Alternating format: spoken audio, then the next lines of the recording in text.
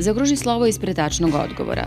Površine krugova poluprečnika 10 i 8 cm razlikuju se za 2 cm kvadratnih, 36 pi cm kvadratnih, 36 cm kvadratnih, 4 pi cm kvadratna. Tačan odgovor 36 pi cm kvadratnih.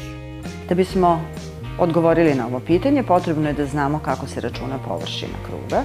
Površina kruga računa se po formuli r na kvadrat pi, gde je r poluprečnik datog kruga, a naravno pi konstanta koja u nekoj približnoj vrednosti iznosi 3,14, u obliku razlomka 22,7 i tako dalje.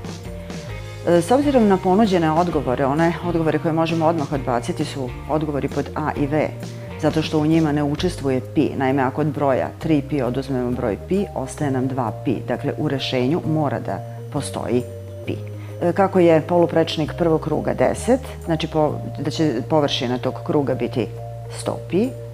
Poluprečnik drugog kruga je 8, to znači da će površina drugog kruga biti 64pi.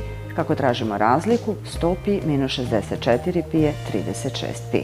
Tačan odgovor je 36pi.